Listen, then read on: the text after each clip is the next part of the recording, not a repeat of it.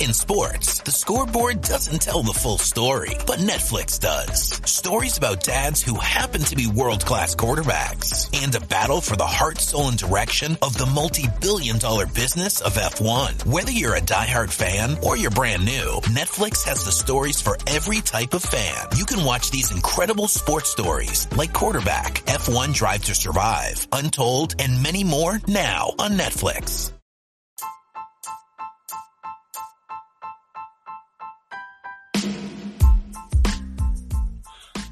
Welcome to the Scarlets Supporters Pembrokeshire podcast. Hello and welcome to this week's edition of Westerer is Bester with me, Lee G. Joining me as always is Big M. How are we, Matt? I'm good, mate. I'm good. How are you doing yourself? Yeah, it's a bit later this week just because of various bits and bobs, but it's... something to do with testing the kennels out or something, wasn't it? Yeah, with the dogs going on holiday and then putting the dogs into kennels, and finding a kennel for the dogs is more difficult than actually choosing a holiday for yourself. But a little bit delayed this week, but what a week to run a later one. We'll talk about the WRU stuff and all of that later. But I don't know about yourself, but it just feels like this is just typical Welsh rugby. You know, we just move from one crisis to the next, to the next, to the next. We're never happy unless we're in trouble for something, you know? Oh, we don't move from crisis. We say this crisis is about to be sorted, and then we just say there's another one going on, and we forget all about the last one. Yeah, we don't actually deal. I think that's half the problem, that we don't actually deal with issues and what have you. But let's say we'll cover those bits off later because there's a lot there to cover. But let's start with the game last weekend, and we got 5 out of 6 win. 5 out of the last 6 we won now, or 6 out of the last 7, something like that. Yeah, something like that. It's looking pretty decent. It's a good winning streak, and Europe is looking good, and everything is rosy in the Scarlets' garden. So, what did you make of the game, mate? Before I start on any sort of analysis, any win out in France is a job well done, and we held them out till about 62 minutes before they finally got on the scoreboard. So credit where credit's due. Those boys put in a hell of a shift. And, again, disappointing not to get the bonus point, but in the end, it didn't matter because we've managed to top our pool. And fingers crossed we get home games all the way to the final if we can, get past our opponents. Well, like you say, anything in France is massive just because... even the TMOs out there aren't necessarily neutral. They're oh, did I not show you that particular view? Or it's okay, I couldn't get through to the ref and all of that kind of stuff. So to go out there, and it was a massively different team to the one that turned up at Parker Scarlets. You could see that from the kickoff. They were proper up for it, and they had no reason to be. They weren't playing for anything. So our boys really stuck at that well and gave them hell, I thought. So yeah, it was a much closer to their first 15-23 than the first game round. And they're no pushovers. They're not fighting for home playoff games in the top 14, but they're definitely in the mix. And expect them to be in the Champions Cup next season the way they're going. Which says a lot about the way we played the game, and I think the attitude of the play. I mean, certainly first half, it felt second half kind of petered out for me. I don't know about you, but I thought the first half we were on fire. It was quite a comfortable watch. It was an enjoyable game to watch because we never gave them much ground. We didn't give them much ball to play with. Our defence was solid. Our attack was superb.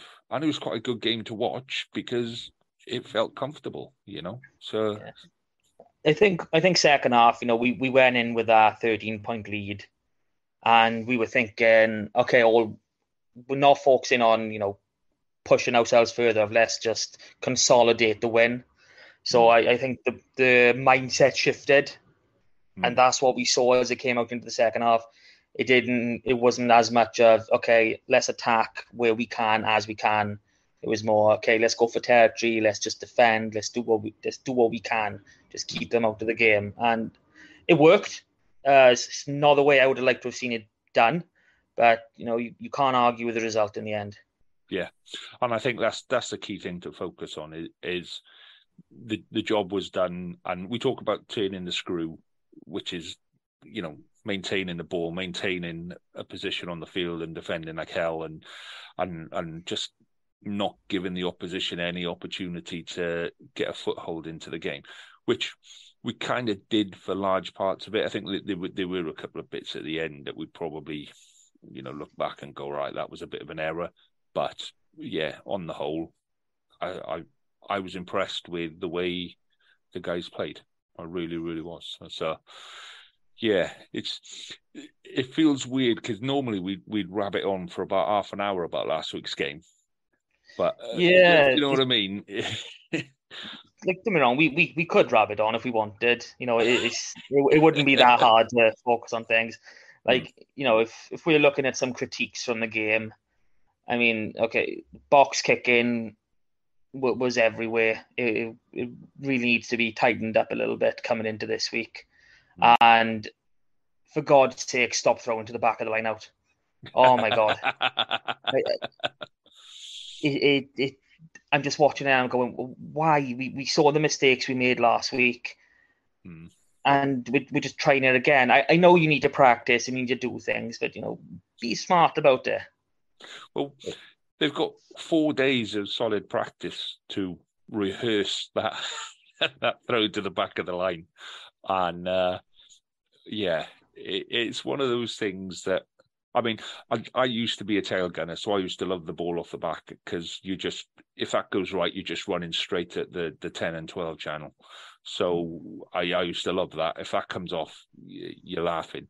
But if it doesn't, you're in in defence. If somebody used to try and throw a ball over the top, I would love that because they're vulnerable. So if their back row is switched on to it, you're in a lot of trouble. So yeah, I mean, I'm not going to criticize. Who was it? Ken was hooking. I'm not just going to criticize him because hooking is a hell of a lot harder than a lot of people realize. It doesn't matter how much you practice in a week. The wind conditions are never the same. You don't have a visual target of where you need the ball to go. Every single time it could be the same lifters and it could be the same jumper. He's going to hit a different height every single time.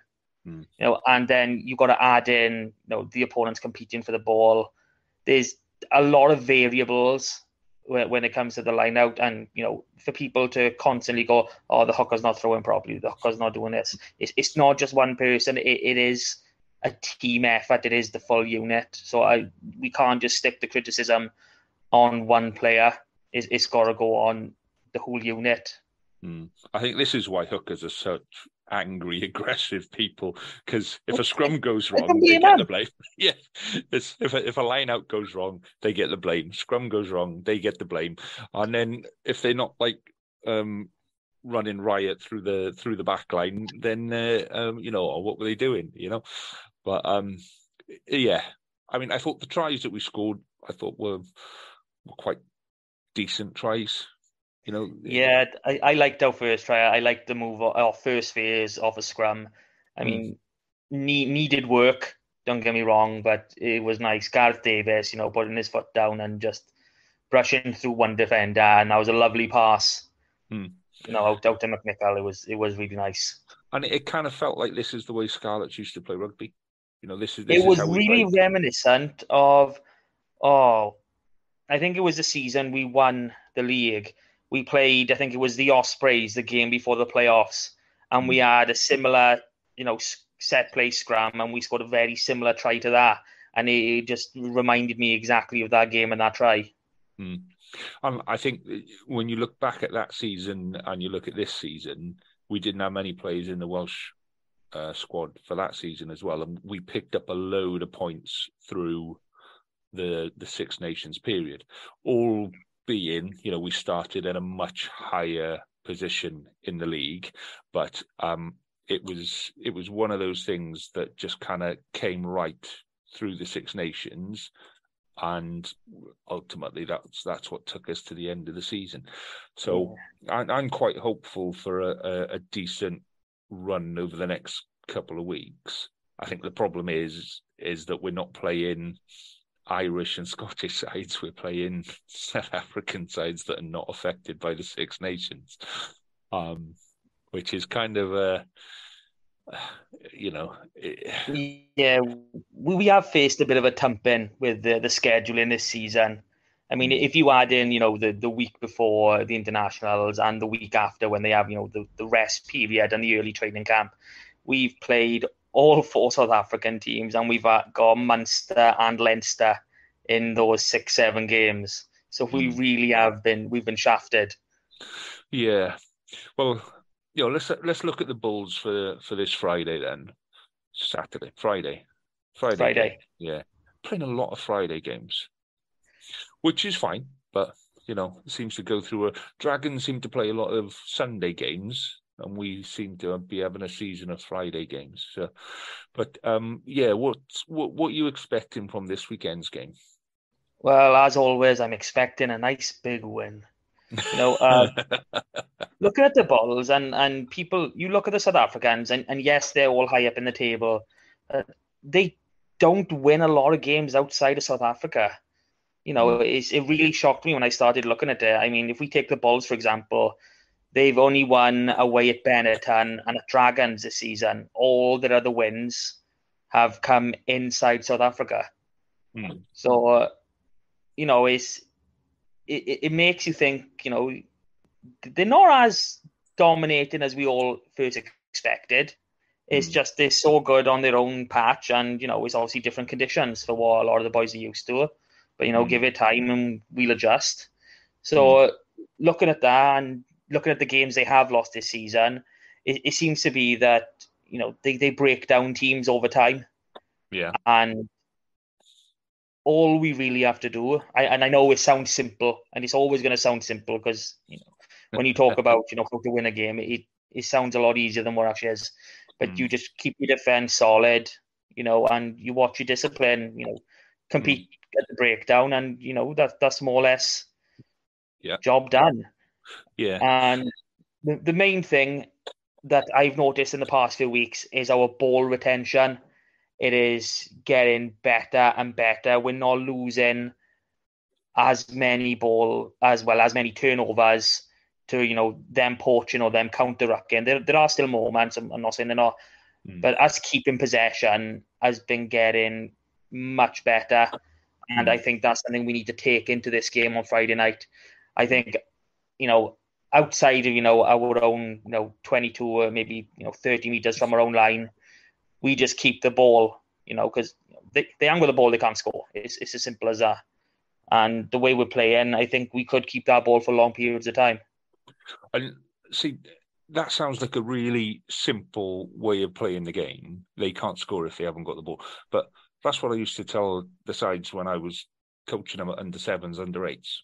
You can only score when you've got the ball. So don't give them the ball and they can't score. And then at some point you will. And it's a really simple way of thinking about the game that I think people overlook. I think when we do this whole kick for pressure and, those kinds of things, you're kicking the ball back to them. At best, you've got to have a really good kick chase to put that pressure on the ball, which our kick chase has improved. But if we just keep hold of the ball, like you say, as long as you can protect that ball and defend that ball, it should be quite a simple, straightforward game. And I think we got the players to make that kind of game work, if that makes sense. To retain the ball, and then as and when there's a break, we can capitalise on it. So Yeah, we just look at this game against Bayonne. We were attacking from our own half, and we weren't making mountains of meters every single time, but we weren't getting pushed back, and that's the main thing. Yeah. Even if you're going through 2 or 3 phases to get 2 or 3 meters, that's still progress, and you're tiring out them more than you're tiring out yourself. It's a lot easier to attack than it is to defend, Mm. and you can look at rugby incredibly simply, and you do need to bring it back to that on times, especially at a professional level, because players can overcomplicate things. They've done this for years, etc., etc. They get in their own heads, and it's just a game. Just do what you know best. Do what you can do. Well, I think the thing for this weekend is with the Bulls, they are just such a big pack.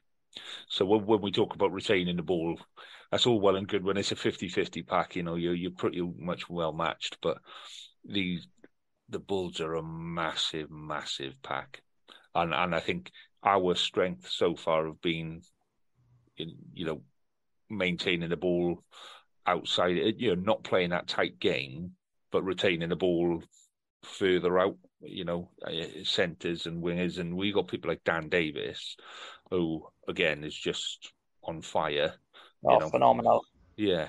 I was impressed with Tupelotu for the time he was on. I think we're starting to develop younger players now that are ready to come and take over. Did you see Dwayne Peel's commentary and update for this week with who's in and Yeah, who's out? I saw the bit on our centre conundrum, and Eddie James, a nice young 6'4", built like a brick shit house 12, is going to get some game time. And I've seen him play a couple of times for Llanelli in the Premiership, and the boy's a bit of a beast. And the bit I like is he's played with Joe Roberts in academy under-18s coming through. He's played with Joe Roberts at Llanelli, so they know each other. And I think when you add those two in, big, heavy, fast. So you've got one big, heavy guy that can punch holes, and then you've got the other one that can create something and is just a tiger around it and is really, really quick. I think they balance each other really, really well.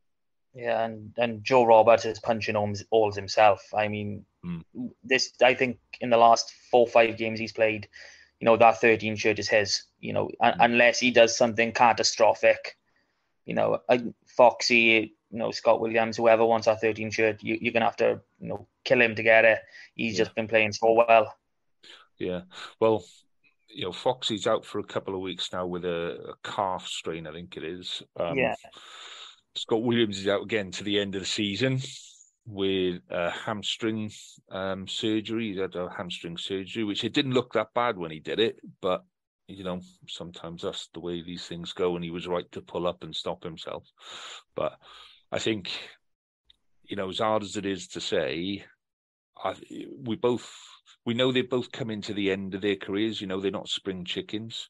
And with the way Welsh rugby is at the minute, with funding, with money, with all of that kind of stuff, and this is going to sound really harsh now, but we can't afford to keep players on that are going to be injured more than they're going to be playing, as good as they are.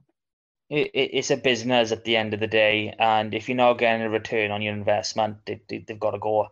I mean, I do get that there's a place for loyalty, and you've got to bear with some players, but at the same time, the costs outweigh that. And there's no jobs. Well, there is still some jobs for the boys in certain places, but it's we're almost 30 years into professional rugby now. It is time that this sort of mindset disappears. As much as we'd love these boys to stay here forever, it just can't happen. It's not good for the club. It's not good for the state of rugby as a whole. Yeah, and I think we've been kind of shooting ourselves in the foot as a club, as a region, for a while. With we haven't been developing the players through the system to come and take over from Foxy and from Scott.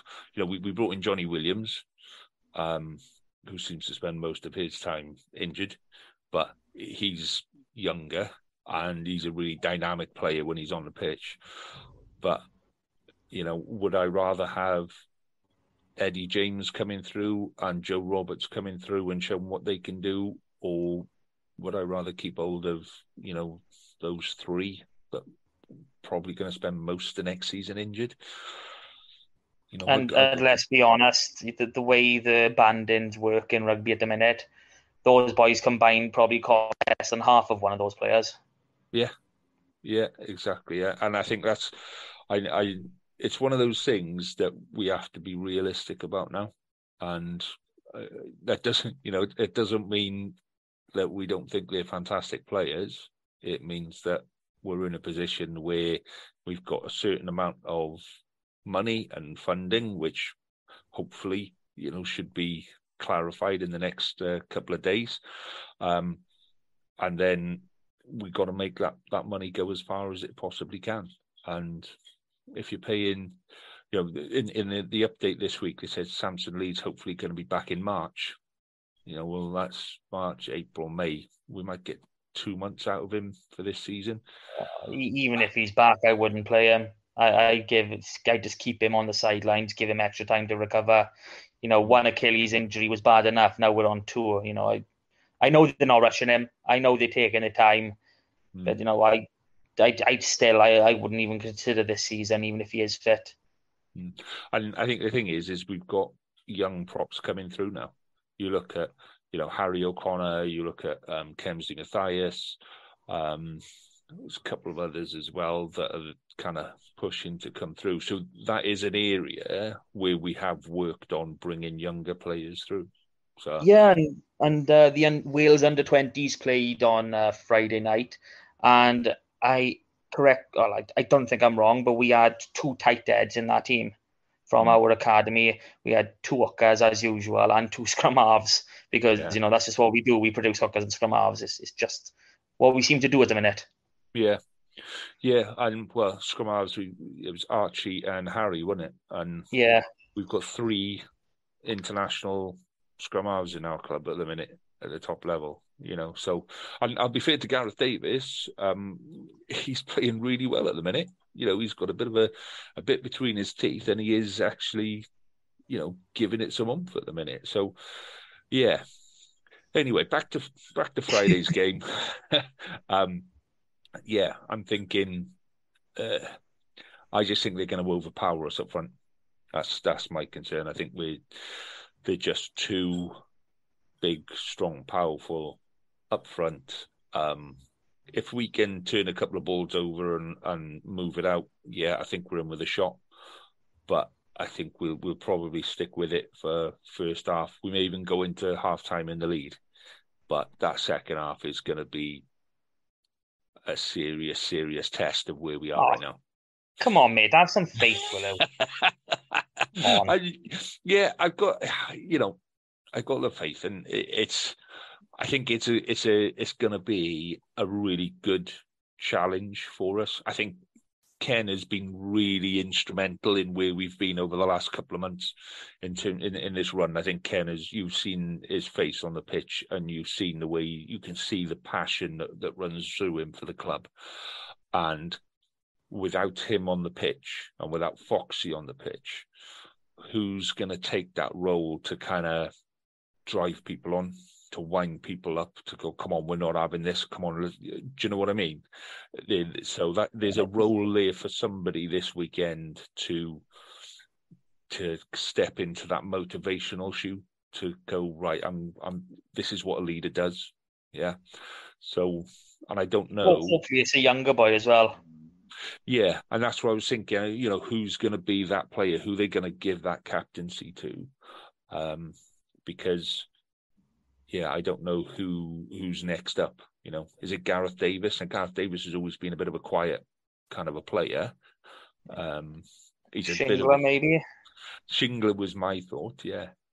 But I can't really see massive amounts of people standing up and going, I'm a leader. And I think that's the next stage, the next step of where we need to be. Yeah, like we've got a few players who are leaders in terms of the way they perform. Like you look at Lousy and you look at Dan Davis at the minute, and their performances are they setting a bar, from what they're doing, but from more, how you talk and how you speak. It is a different element that we don't have a great deal of outside of our our top 3 or 4. Like Josh McLeod is capable of doing it, and you just look at it thinking, oh, this is getting a bit difficult now, because if I look at my captaincy, obviously we got Ken, we've got Elias, what was it, Jonathan Davis, Scott Williams, Josh McLeod, and you're thinking none of those boys are going to be playing, and that's really your leadership group. Yeah. So and who's your backup leadership group? I mean, it's not something you normally have to go into. No, but then I maybe look at someone like Dane Blacker. He's a scrum half, and they're always chops he gets. A scrum half, they're always the chops he gets. They're always the annoying, irritating little turds that get in your way when you're trying to do something important. I speak from personal experience there, obviously. But do you know what I mean? I think he may be the one that kind of puts his hand up and goes, this is his opportunity. This is his time, So yeah, same could be said for Costello as well. Both young halfbacks. They're in a good position to really watch the game and see what's happening. It's going to be an interesting one, and we don't have very long to find out. And everyone listening to this is going to know before they actually start getting into this part of the program. Yeah. So that'll be an interesting. Okay, well, I tell you what we'll do then. Right. So by the time this comes out, we'll know who captain is. Go on, you pick your captain, I'll pick my captain, and then we'll see who's closest. So I'm going to go Dane Blacker. See, it's hard. It's hard. Come on, man. I'm trying to think. I want to pick a wild card just for the sake of it. Oh, who shall I pick? Go on, I'll pick Steph Evans. Go on. Steph Evans after he's been for a haircut. I couldn't believe he's still got this bloody mullet, but I just... Oh, leave a boy alone. He scored a really good try on a weekend, and he had to work hard for it too. Yeah, he did. And then he stands up and you go, oh, that was a cracking try. And you go, yeah, come on, yeah. And then he stands up and you go, oh, look at the hair, man.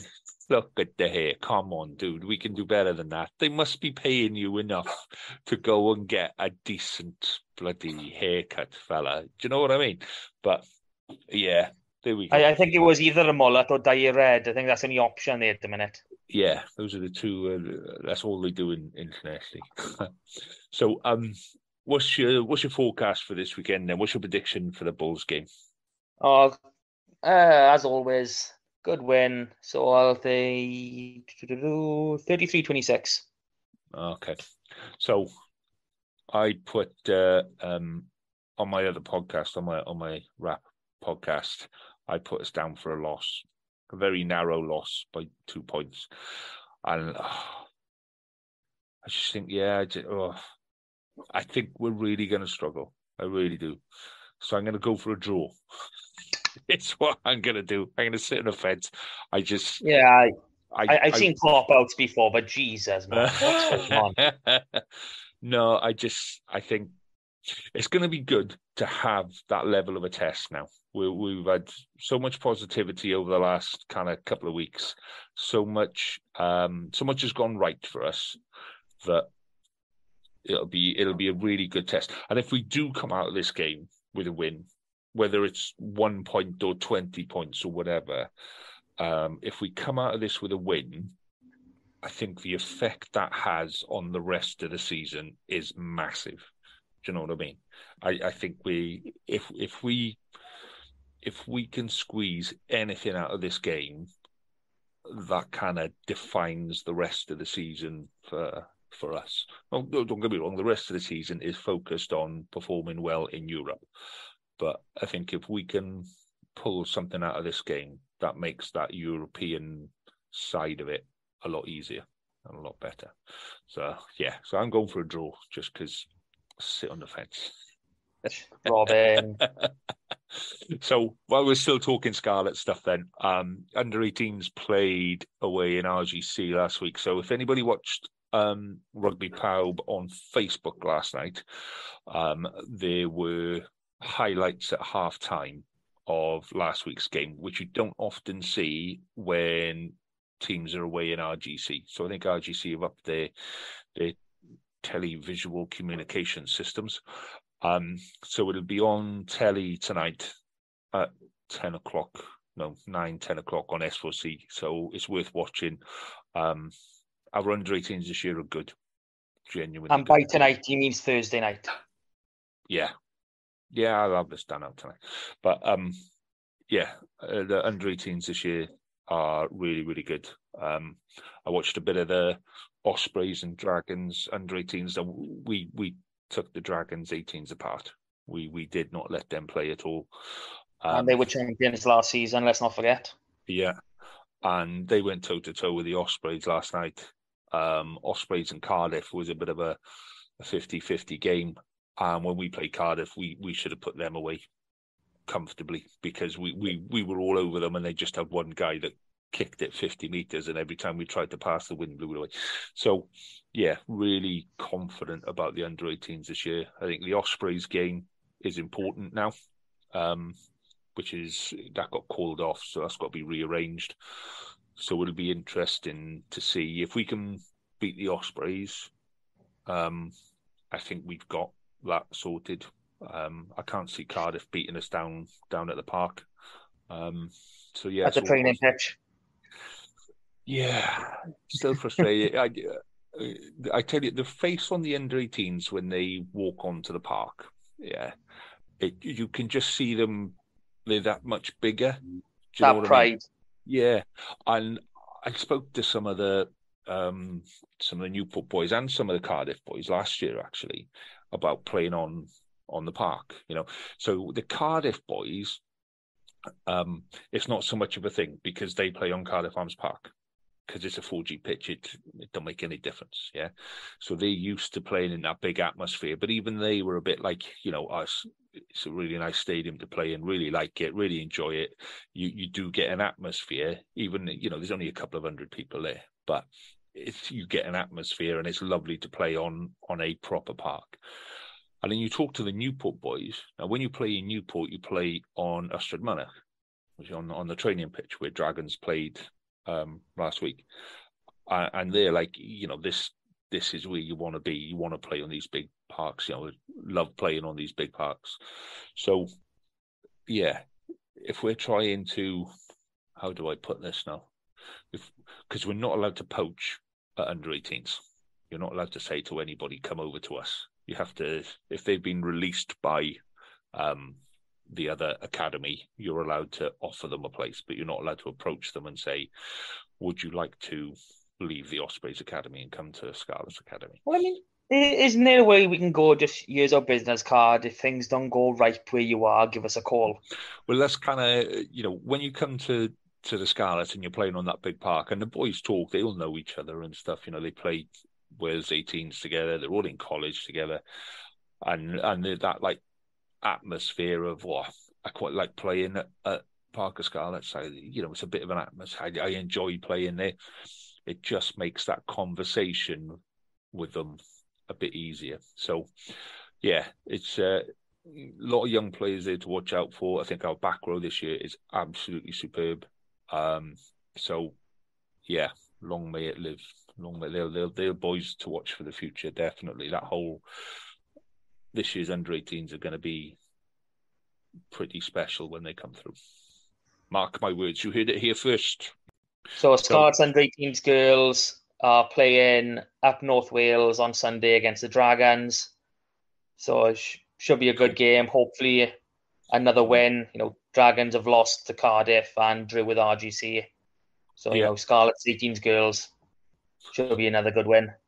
Yeah, and best of luck to the girls up there because it's a hell of a trip up there. It's like 6 hours on a bus and all of that kind of stuff, but it's a lovely pitch to play on.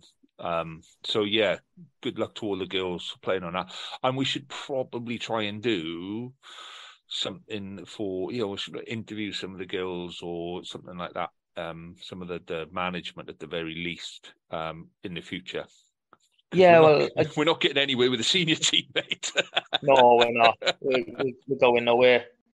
Before we move on to the local stuff, before we move on to the key bits, let's have a little chat through the WRU. And we got so many things on the WRU that we could talk about. We've got the whole sexism allegations. We've got a general culture. We've got the signing of the agreement with the regions. My recommendation to everyone is just avoid Twitter, avoid talking about this on Twitter, because there are a couple of people on Twitter that no matter what you say or how well thought out your argument is, will just have a go at you and try to rip you to bits because they're bloody 40-year-old virgins living at home with their mum, So it's one of those things. It's such an emotive conversation to have with people, but we've all been there. We've all been in clubs. We've all been, in a place where, I know from myself playing and coaching and being involved in the admin of clubs, people say stuff and you go, hang on a sec, that's not right. We shouldn't be saying that. But they're an old bloke who's been in the club for 60, 70 years. He's been here since he was 10 years old, and he's, and you've only been here 5 years, all of that kind of stuff. So it's a big, big challenge in Welsh rugby in general, not just in the WRU, but the attitude of Welsh rugby in general. It's still run in an amateur way. I mean, you don't need any qualifications to be running the damn thing. You just get elected by clubs, and it is a joke. Like I don't like saying it because this is our union and they are responsible for the whole state of the game.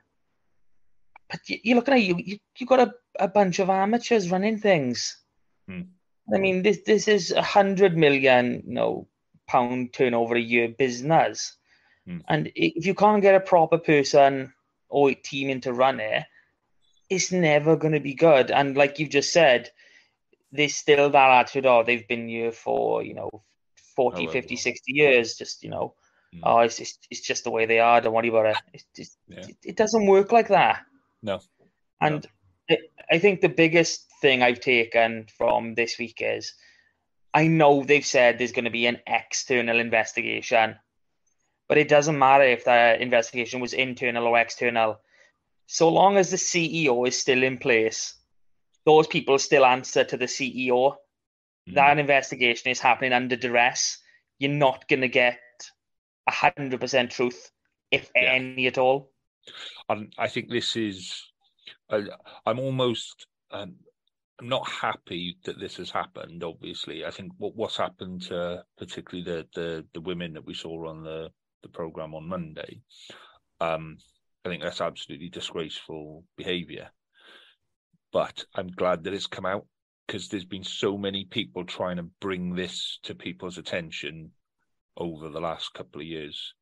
And so many people, well, not even the last couple of years, I've been involved in the admin side of it on and off for the last 20 years. Yeah.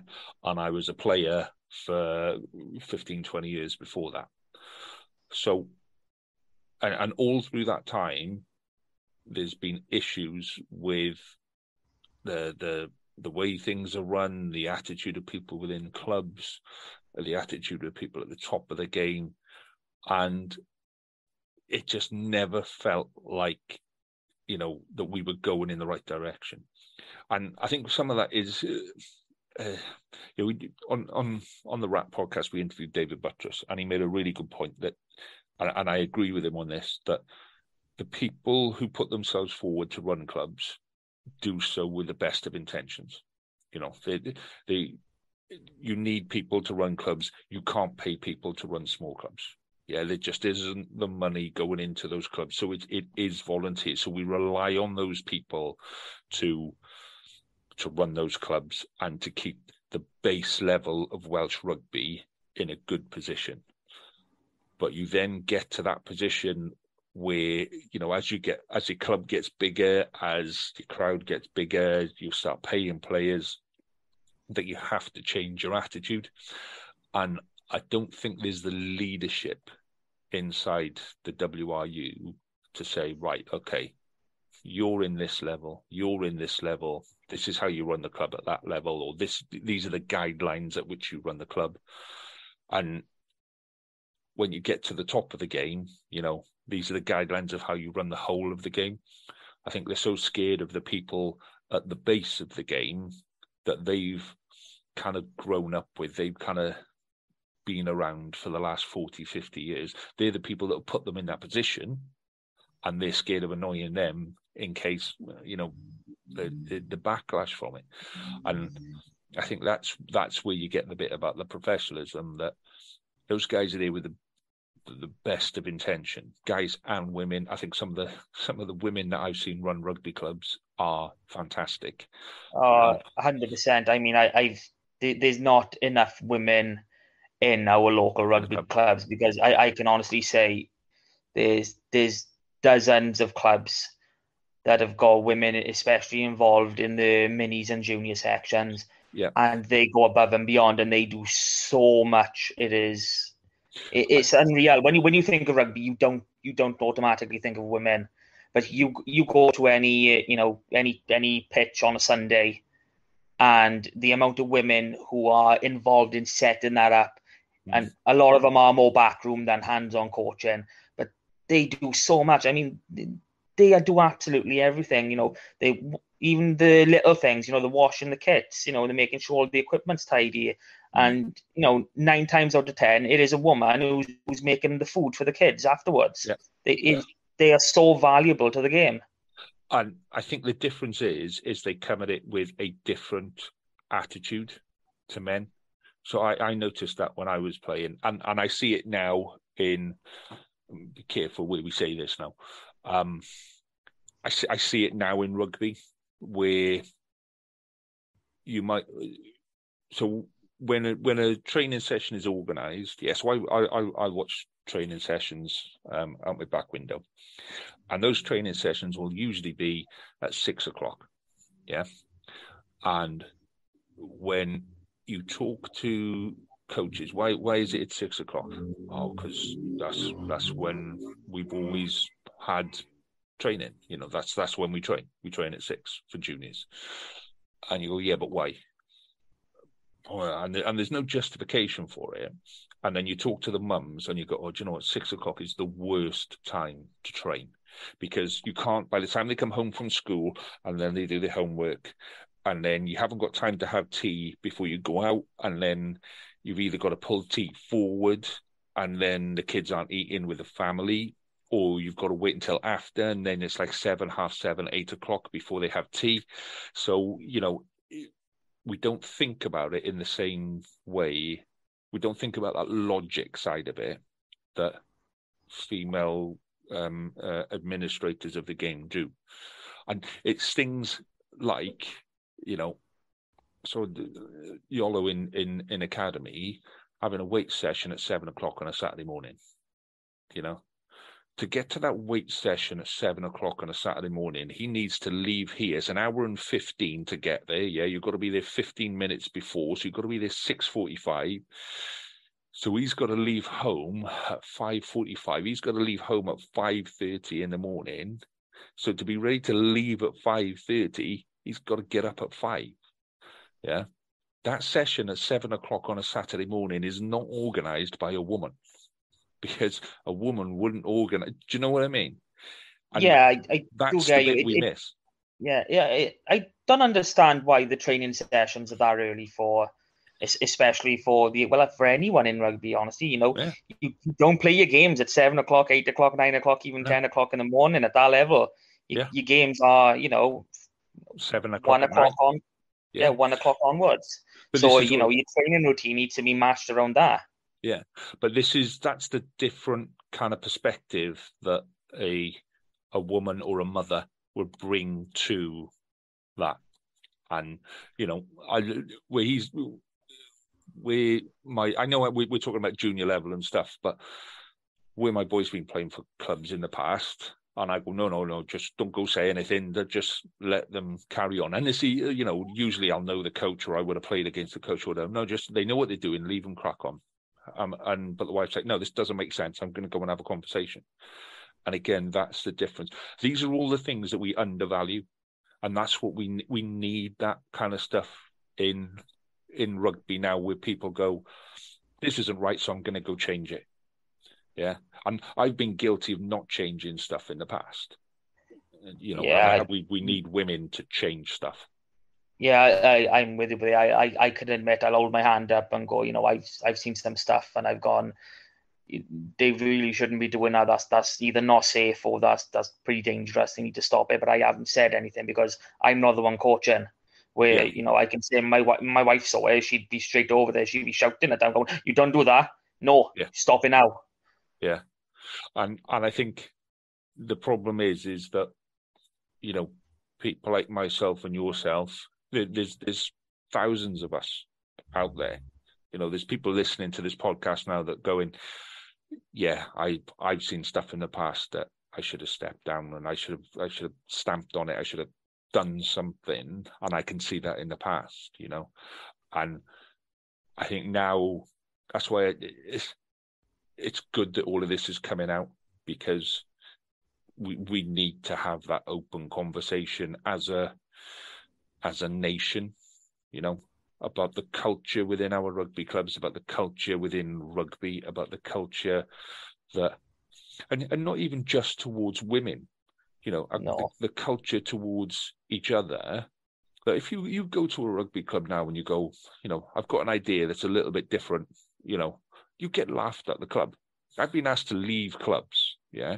I've been asked to leave a committee meeting because I suggested we should have a 3-year, 5-year, 10-year plan for the business side of the club. I got asked to leave the meeting for coming up with stupid ideas. I didn't even have anything inside the 3-year, 5-year plan. I simply said, we need to have a conversation through this season. We need to have a conversation about what we do over the next 3 seasons, the next 5 seasons, the next 10 seasons, so that we're not going from meeting to meeting. There's actually a long-term plan. I got asked to leave the club, and that's the attitude that's holding Welsh rugby back. And because that's everywhere. That's throughout the game. I think you can add to that as well, because one of the local clubs by me, we've contacted them. We're trying to set up a mini section there because they've got 2 junior teams and that's it. And there's so many kids around who just can't get to a club because the training day's on the wrong time, on the wrong day, or it's at the wrong time. And we contacted them. We said the junior section now. I said, look, we step in. We've got the qualifications. We'll set up an under 7s, 8, 9s, and we build it from there. I said, yeah, that sounds brilliant. So I went through all that process with them. Okay, we'll send you into a meeting with the senior committee just to finalize everything. That was back in October. Yeah, still getting fobbed off. Yeah, and I think, like you said, the committees that are in place, the people that are there because they want to do well for the game, but I think the attitude that they've got towards the game is wrong, and that's a perfect example of it. We want to set up here's some people who want to set up a mini section that there might be under 7s, under 8s, under 9s now, but in 10 years' time they'll be ready to play for your first team. So that's where you start. You start them at 7s, 8s, 9s, and you work with them for 10 years. So when they get to the first team, actually you're developing a constant stream of players. And every year you should be developing 5 or 6 players through your youth system ready to come into your first team. And to not say that's a good idea, to not jump on that and go, look, come on, let's do it, just says a lot about the state of the game. And I know this is that program was about specifically about the way women are treated within the WRU, but I think that's part of the same problem. It's part of the culture, it's part of the attitude within Welsh rugby, which comes from the WRU. It's a trickle down sort of a thing, but I think that's something for all of us. We all need to kind of do a little bit now, and hopefully this will be a bit of a cut-off point where things start to change. But we've been here before, haven't we? We've been here before, and nothing. Every day of every week of every month of every year for as long as I can remember. Yeah. So, yeah, that's our little bit on the WRU. I think it's just going to run and run. This is. Hopefully we know that the heads of terms of the agreement between the WRU and the clubs is signed. Ian Evans is going to have an external investigation, but I think this will run deeper, and I think this will run much, much longer. I can't see Phillips staying in post. I don't understand how he's still there. Yeah, I mean, if you want to stay on, say, look, I know these things, these accusations are there. I want to stay on, but I'm taking a sabbatical while these investigations are happening. Yeah. It's simple enough. Yeah, I can't. He's not a guy that's, he's not come through the business kind of side of things. Do you know what I mean? He's an accountant, isn't he? I don't know. I think this is, again, half the problem with the Welsh Rugby Union is they don't want to talk to people. They don't want to say, well, look, this is me. This is where I come from. This is my background. And this is what I want to do, But yeah, I can't see him staying past the end of the season. Let's hope that there's some change before then. Fingers crossed. And I got a feeling that we'll come back to that one in future episodes, Matt. I can't. Yeah, next week, the week after, the week after. Yeah, let's hope not. Let's hope not. But there we go. Right, let's move on to local rugby then. Yes. So do you want to take us through last week's games then? Last week's games. Well, there weren't that many games last week, which was disappointing. I mean, Narberth's game with Glamorgan was postponed. I mean, there was just so many postponements that, we can't really go through every single one because we'd be here forever. But the games we have got down in Division 1 West, we had Aberystwyth at home to Crymych, a nice, top part of the table clash, and Crymych came away with a nice away victory, 20 points to 15, and that's putting them, lovely position now to carry on through the league. We go next. We had Pembroke at home to Hendy, and Pembroke are Pembroke, so 36-7 loss. Yeah, the season's not getting any better.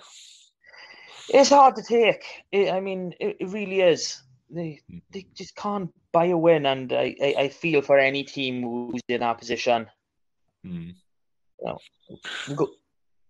We go into 2 West, and Fishguard hosted Carmarthen Athletic.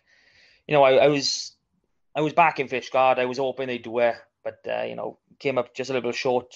30 points to 21. They lost, and then we had a big one, and this was a brilliant game from all accounts. Milford Haven hosting Tenby, and anyone who listened last week, we were Tenby got this wrapped up. Tenby will do this. It's not you don't have to think about it. Milford Haven 20 points to 18. And that is a result and a half. And it was the last kick of the game again. It was our second time this season that Milford have won a game with the last kick of the game. Literally the last kick of the game. And as I've spoken to a couple of people that were there, it was a proper competitive local derby. And I say Milford haven't had a great season, but to come away with that win against Tenby at home, you can see it straight away. The boys are buzzing. So Tenby, quite flipped the other side. That's a hard one to take. But there we go. It is what it is. Dropping down one more into 3 West A. We only had 2 games, I think. I might not be 100% on that one. We had Neyland at home to Langham, 25 points to 5 to Neyland. So, good performance from Langham, but obviously just, coming up short. And then, no, there was a bit of a shock when I saw this result. St. David's at home to Aberaeron. And, Aberaeron have been really strong this season. And, okay, Aberaeron did win, but they won 10 points to 8. Yeah. And, then little St. David's pushed Aberaeron all the way. That's absolutely brilliant. Yeah. And then the last game from this division. Go on. Oh, sorry, have I cut you off? No, I was going to say, apparently, so the reports I've seen of that game is it was an absolutely fantastic game, and St. David's felt they should have won that. They should have won it. So, but there we go. Sorry, go on, carry on. Yeah. And then the last game I've got from Division 3 was a cup game, Haverfordwest away to Vardra.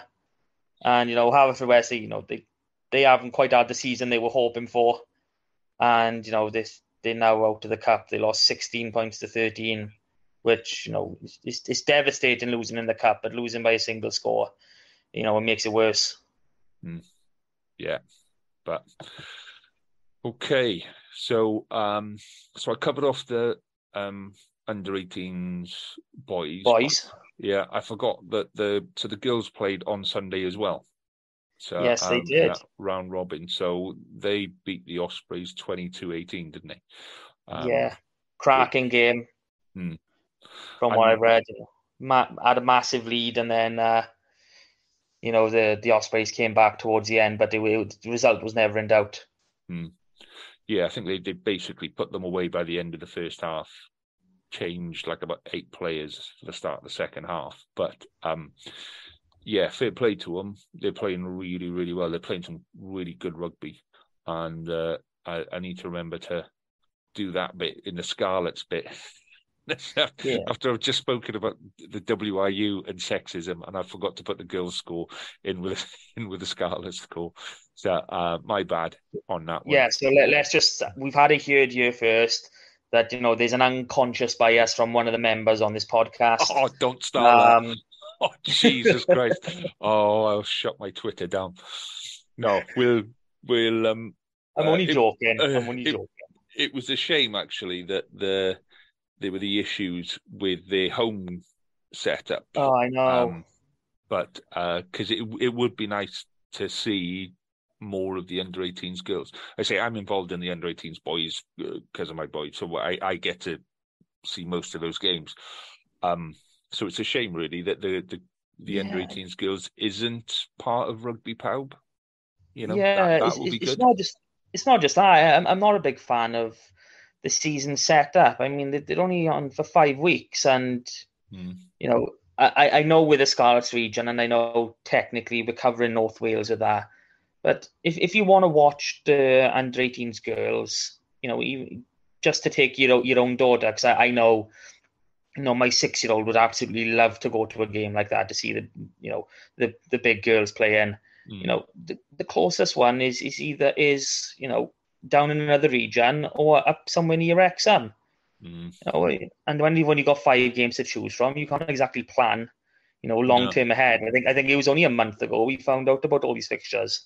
Yeah, and hopefully now the under 18s girls for next season will be massively improved on that again. I think that's the key to it now, is we have to take steps and not little steps. I think we need to level that up with the boys tournament, and it needs to be at that level next year. So, because again, haven't seen anything the Scarlets women playing this year. So no, when I was contacting them, I don't think they've got a full women's side at the minute. I think it's all gone into that Celtic development sort of league squad that's been set up. Yeah, but so something for next year. So last bit then was the 15s Dewar Bowl. So what have we got with that, mate? Yeah, we've got covering all of the Scarlets region. There's the 5, the 5 district under 15s teams. We'll start with Pembrokeshire because Pembrokeshire are the best, of course.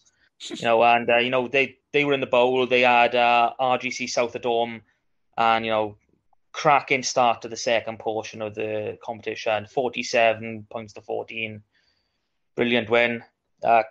Ceredigion Schools, they hosted Cardiff A. They lost 14 points to 10, sadly. And Mynydd Mawr and Dynefwr, who were playing in the big Dewar Shield, the big part of the competition, they lost to last season's holders, Cardiff, 21 points to 5 at home. Now, so the fixtures for this week, Pembrokeshire are playing on Friday night again in the Knoll, which would be a good experience for the boys, actually, playing in the Knoll. So, it's a lovely ground. I do like the Knoll. I haven't been to much rugby there, but I've been to a few events in the clubhouse, in there. So you can see the pitch and everything. It is really good to be in there. I do like it. There's no parking. There's parking for like 20 cars and that's it. So you may as well go up to the country park and walk down, man. Yeah, it's probably easier. Yeah. I think last time I was there, I went round to the cricket club, round the back and parked in the cricket club and then came back through. But yeah, so I posted the team on our social media. Best of luck to the boys for Friday night on that one. Right, so let's have a look at fixtures for this week and do some predictions. So, oh yes, Championship, we got Narberth against Glamorgan Wanderers. What's your take on that one? Well, it's copy and paste from last week. They were meant to play last weekend, but the rugby god said no, you're not allowed. And Bargoed being involved in the cup, we get to try and play this fixture again. Whether or not it happens, that's another question. But no, I'm open for a Narberth win. It should be a Narberth win. Yeah. And I can't see any reason why it's not being played. I mean, we didn't suffer down this end of the world with the frozen pitches and what have you. So, but Narberth pitch, that main pitch does seem to freeze over quite a bit. I think it's just shaded, so it does seem to freeze more than most. But yeah, I'm going to stick with my prediction last week of a Narberth win there quite comfortably by quite a few points. So Division 1. Yeah, Crymych and Gysainen first up, and Crymych got to be bouncing. They went to Aberystwyth and they done the job. Now they get to come home and okay, I'm not going to say it's an easy fixture, but Gysainen are down in 9th, so this should be a comfortable win. Yeah, and again in Crymych, place has got a bloody weather system all of its own up there, so it may well be 24 degrees and sunny. You can never tell with Crymych. So, but I'm going the same. I think that'd be a big, hefty win. We're talking 30, 40 points against Gysainen there. I just think they're in that kind of mood at the minute, So then we've got Newcastle Emlyn and Aberystwyth. Again, two teams quite close together, second and fourth. It's a big one, another big one. And, Newcastle Emlyn, they are in fourth, but they've got a couple of games in hand, and they could top the league if they win their games in hand. So Aberystwyth coming off the loss at home to Crymych, I think they're going to want to bounce back, and what better way to do it than a league rival. I'm not too sure where my head is saying this game, but my heart is saying go Aberystwyth. Yeah, mine too. Just because, like you say, when you come off a top of the table clash like that and you're not winning, but then Newcastle Emlyn have got something to play for. They have got that. They could end up top with the games in hand. So, but I'm going to go Aberystwyth as well, just because they're coming off a nasty one and they're going to want to put it right. So. Yeah, I wouldn't want to be training with Aberystwyth this week. I think that would be quite an intense kind of a setup. So, and then we come to the game of the week, really. Really? So Whitland in 11th against Pembroke in 12th. I mean, we've been talking about these two all season and just hoping for wins left, right and centre. But if Pembroke are going to pull a win out of the bag this season, this is the game to focus on. This is the game to win. Yeah. But I don't care who wins, as long as somebody does win. For God's sake, do not be a draw. I think Pembroke would take a draw at this point of the season, mate. Oh, come on. A draw is worse than a loss, man. Oh, I hate them. Well, it's going to be an interesting game. And, it wasn't so long ago that there were 4 divisions between these two teams. So, the fact that Pembroke are even in the same division as Whitland now is a big plus for them.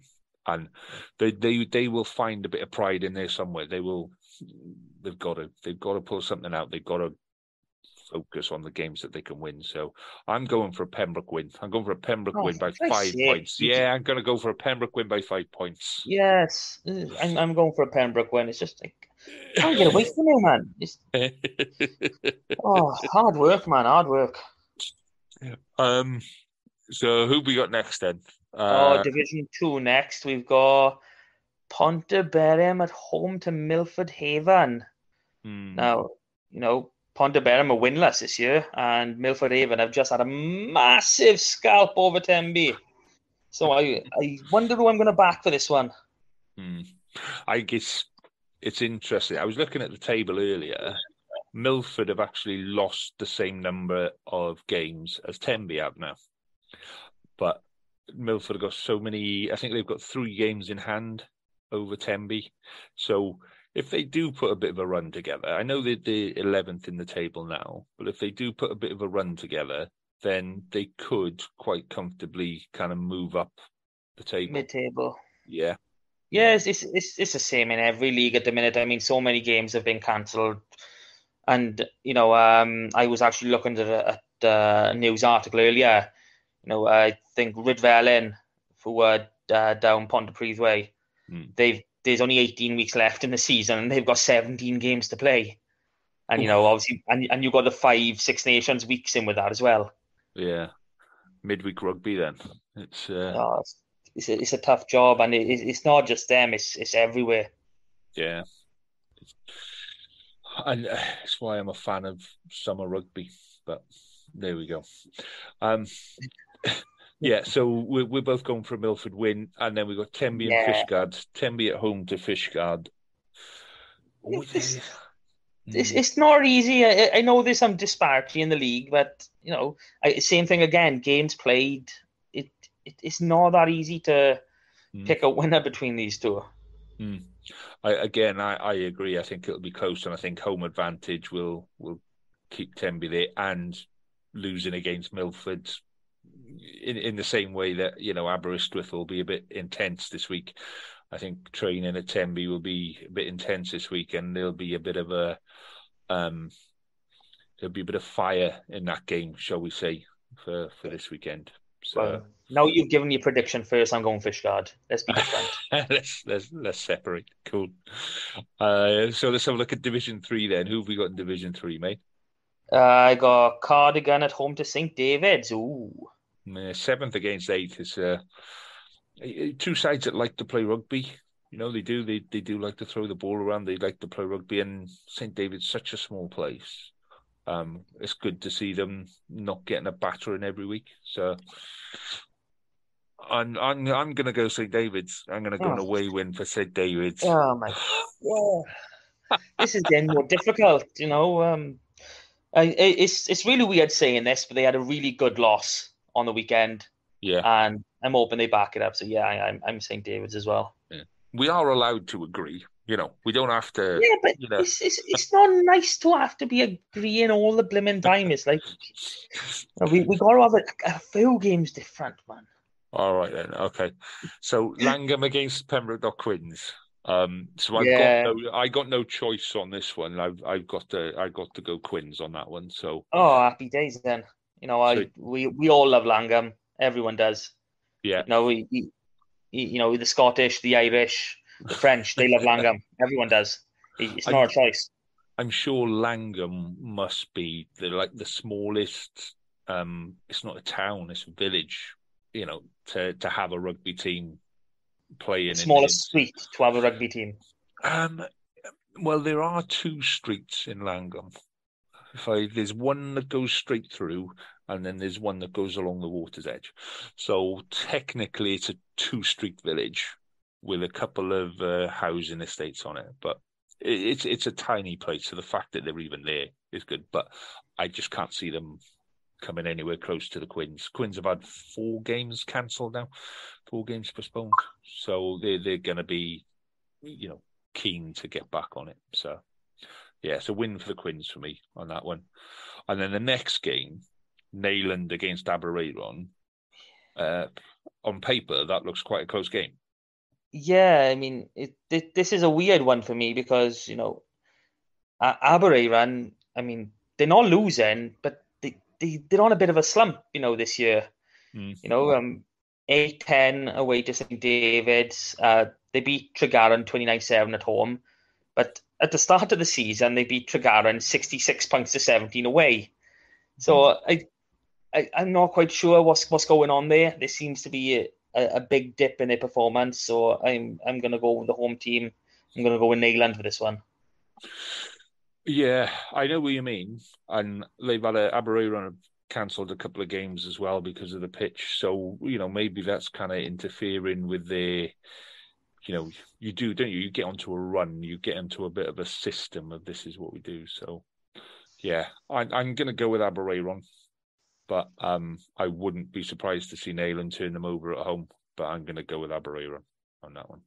So, yeah. What else have we got? Larne and St. Clair's in a... Yeah, cup games now. So Larne and St. Clair's, it's hard to see past St. Clair's. I mean, as good as Larne are, I think the league fixture was 6 points to 10. It finished early in the season. So you've got to back St. Clair's until they come up against a team, similar to them, which I don't think there are in Division 3, all over the country. I think they could very well go on and win this cup. Yeah, I think they look when Pembroke won this cup in Division 3, you could see they were a Division 2 side, and now they're a Division 1 side. And St. Clair's have got that kind of feel about them as well. They're a classy outfit, and they're well coached and they're disciplined. So, yeah, can't really see past a St. Clair's win there on that one. Yeah. So, cool. So is that it, mate? Have we? There is another cup one from this division. It's not really within our remit, but it's Lampeter against Pontyclun. Right. Okay. So I think we can comment on it because they are in 3 West, aren't they? Yeah. So, Lampeter at home to Pontyclun, I think it should be a nice victory for Lampeter. Pontyclun are not really doing that well this season, even though they're in the knockout stages. They haven't won a game since October, which says a lot. They've won 3 and lost 4 in the league. Yeah, and it seems as though they won all those 3 games and their cup games, in the first 6-7 weeks of the season, and they just haven't done nothing since. Sometimes it happens, doesn't it? Okay, I'll agree with you on that one. Then you convinced me to go with Lampeter on that one, mate. I'm convinced. Going the other way, man. So, other than that, there's been a bit of Scarlets news this morning. Yes, with the time and date for the Breve game. Now we're both happy about it because we were speaking last week. I already know that April 1st, April 2nd is out for me. I'm tied up those 2. You're tied up for those 2 days as well. And then lo and behold, Scarlet's go and announce March 31st, Friday night, 8:00, Breve at the park. And I know. I'm so happy. Yeah, me too. I know you've got your reasons. I got young girls and they do cheerleading, so we're in a bloody competition on a Saturday and Sunday. So I was like, oh, come on, give me the Friday, please. And my wishes have been answered. It's brilliant. Well, when they announced this originally, they said that there weren't going to be any Friday night games. It was just going to be Saturday and Sunday games. So the fact that they put in a Friday night, perfect. Gotta love that. And yeah, can't wait for that one.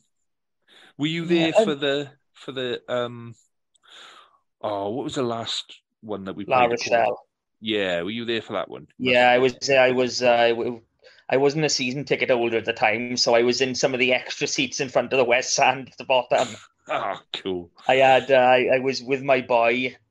How old would he have been? That was 2017, wasn't it? Or 2018. Yeah, I think so, something like that. So he was 5, and I had my 4-month-old in a baby carrier on my chest. Well, I shared I had videos from it, which I shared on the page earlier this week. It came up on my memory, so it must have been earlier this week. So yeah, it was good to relive that memory, to be honest, because it's it was an awesome night. That was absolutely awesome. Wow. And hopefully we can start again, Yeah, because looking at we've got the full list, we've got the full brackets now of who will get in the quarterfinals, etc. And we're going to face the winners of Bristol. Clermont should be come over Brive, so Brive at home is going to be a big game, and hopefully we'll get a sellout. But the following week, then Easter weekend, we're either going to be at home to Bristol or Clermont, and that's going to be a massive, massive game should we get there. And when you look at who we've got in our side of the draw, it's doable. It's doable. There's us, Brive, Bristol, Clermont, like you just said, Glasgow and Dragons, and then Lions and Racing. So there's only really Racing in there that I'd look at and go, well, maybe Glasgow. Yeah, maybe that Glasgow Racing game might be a bit, if they both get through. But it's cup games. You can never tell, can you? You can never tell. Yeah, I mean, Clermont and Racing are the two big ones for me. I am a bit worried. Should they get through with us? It depends on how much Clermont really value this competition, and the same with Racing, because the only thing they're going to get out of winning is a place in the Champions Cup, and I think they're both pretty well set for that from the league. So I'm not saying they should be putting the second teams out, because this is a big European competition. They should be going hell for leather for it, but not against us. Maybe they can rest. Maybe they get like 10 red cards or a few injuries the week before us. That'd be nice. Well, it's going to be interesting. We got a couple of weeks until it comes round, but I'm looking forward to that one already. Brive at home, and I think it happens quite quickly after that, isn't it? It's like 3 weeks, 4 weeks after that. There's not a lot of space. Fingers crossed, mate. That's going to be a cracking end to the season. And like you say, it'll be full grounds, and I think that's key to where we are now. Is filling the ground, getting the extra seats in, put those extra seats at the front, and let's fill the ground. And let's get people, go and see this game. Maybe this is your first game that you go and see, and then come back. Let's make sure we convert people into Scarlets fans that are going to this game.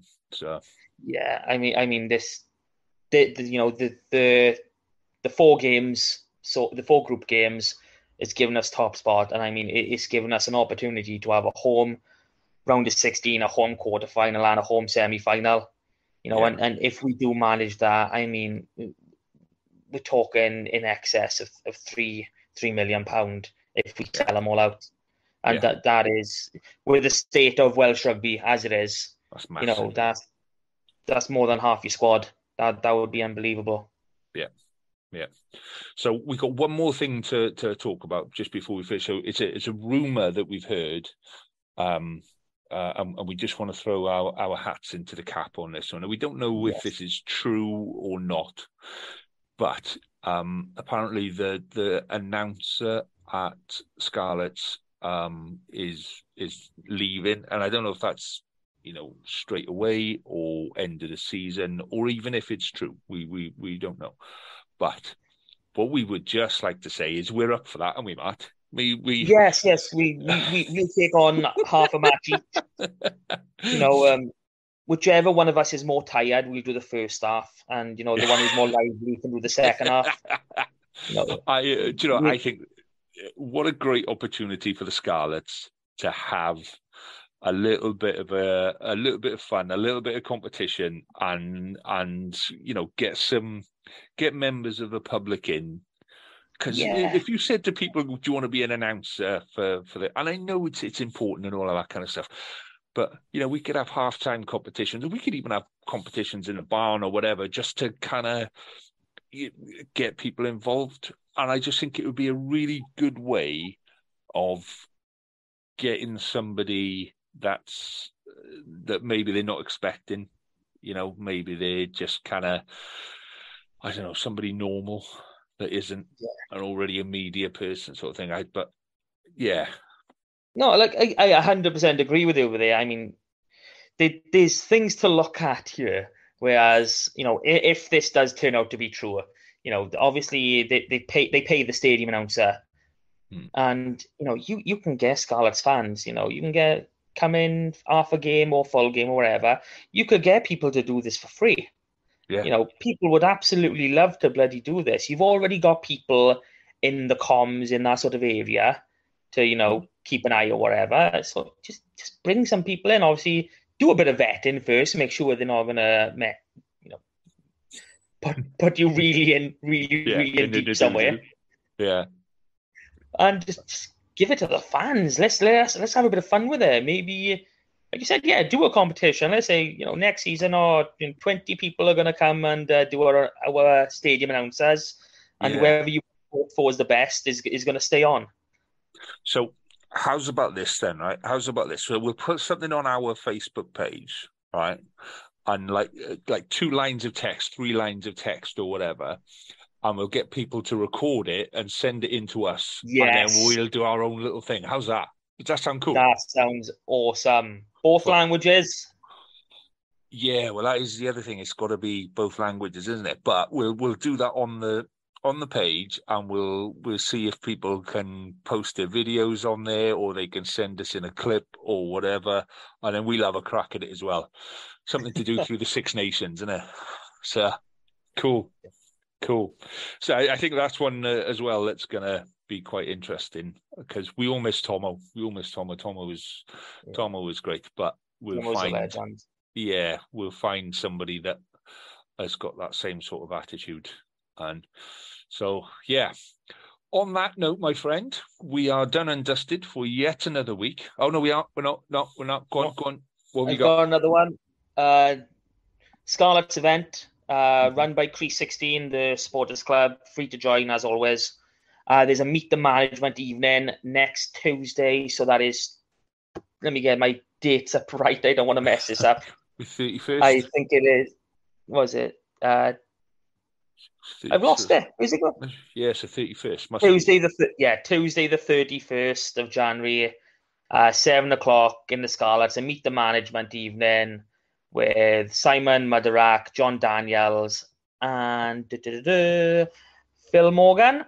So, if you've got any questions or you'd like to go, just, sign up, absolutely free. It's free to go, Crease 16, get your membership in, and, you can ask whatever question you want.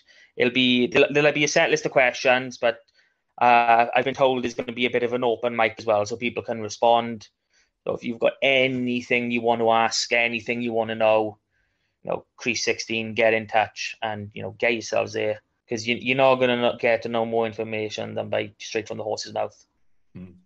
And while I'm thinking of that, so bit of a shout out to my other podcast, the Rap podcast. So this week we interviewed David Buttress. Next week we are interviewing Simon Mudderak as well. So he's got a busy start to the week, mate, because he's with us on Monday and he's with you on Tuesday. So, any questions that you want us to ask, send them in or send them into Crease 16 and join up, because this is the way forward, guys. This is the way forward for Welsh rugby, for our region, and it is our region. And I think we forget that sometimes. We're the fans and we're part of that region. The players are part of that region. So let's get involved and let's ask the questions. Let's go, but let's show some support, because that's what we need right now, isn't it? So that's us done for another week, my friend. We are all lovely jubbly. Another one put to bed, tucked up, hot water bottle in, lovely. Oh, yes, and another week done, another week. No, it's going to be interesting now. We've got, we've got 5 weeks over the next couple of months where we're not going to have much games to talk about. I mean, what are we going to do? I mean, what do you talk about in Welsh rugby when there's no rugby? Right. On that note, we're done, because that's another hour's conversation. Mark, it's been good to see you again, mate. I shall catch up with you again next week. All the best, mate. Always Enjoy a pleasure, your rugby. always a pleasure. All the best, mate. Ta-da.